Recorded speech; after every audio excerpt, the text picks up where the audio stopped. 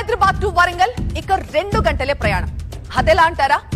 Uppal flyover తో తిప్పలు ముగిస్తే సాధ్యమే అంటున్నారు మంత్రి కోమటిరెడ్డి.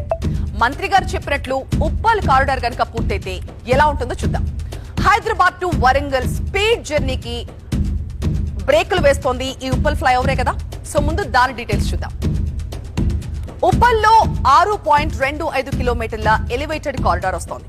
ఉప్పల్ జంక్షన్ నుంచి మేడిపల్లి సిపిఆర్ఐ దాకా ఫ్లైఓవర్ వస్తుంది. ఫ్లైఓవర్ పైన ఒక ఫ్లైఓవర్ కింద 6 లైన్ల రహదారి రాబోతోంది. 2019 జూలైలో నిర్మాణం ప్రారంభమైంది. ఇప్పుడు 2020 జూలైకి పూర్తి చేసేలాగా టార్గెట్ పెట్టుకున్నారు. అయితే 5 ఏళ్లు దాటినా కూడా ఆ నిర్మాణం పూర్తి కాలేదు. ఇప్పటికీ పూర్తయింది కేవలం 50% మాత్రమే. సో రెగ్యులర్ ట్రాఫిక్ జామ్లతోనే ప్రయాణికులు చాలా నరకాన్ని చూస్తూ ఉంటారు.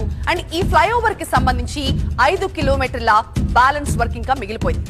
అవి అతి త్వరలోనే పూర్తి చేస్తామంటున్నారు మంత్రి కోమటిరెడ్డి.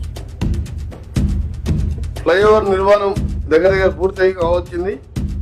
ఇంకా 5 కిలోమీటర్లకు బ్యాలెన్స్ ఉన్నది. దాంట్లో 1.5 కిలోమీటర్స్ కూడా పూర్తి కావడం దగ్గరకు వచ్చింది.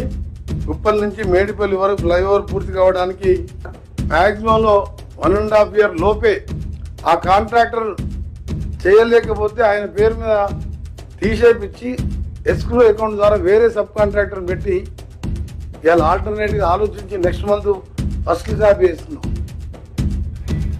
ఈ ఉప్పల్ ఫ్లైఓవర్ గనక పూర్తి చేయగలిగితే అది ఖచ్చితంగా ఒక గేమ్ చేంజర్ కాబోతోంది. అది ఎలాగో చూద్దాం.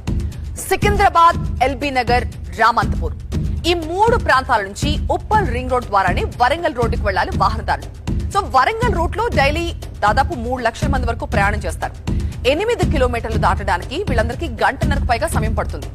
అదే ఇది పూర్తయితే మాత్రం ఉప్పల్ టు వరంగల్ కేవలం 2 గంటల్లోనే మీ జర్నీ ముగుస్తుంది. సో ఇదే విషయం చెప్తారు మంత్రి కోమటిరెడ్డి. ఈ ఫ్లైఓవర్ పూర్తి చేస్తే ఉప్పల్ జంక్షన్ నుంచి మీరు కేవలం 2 గంటల్లోనే వరంగల్ చేరుకోవచ్చు.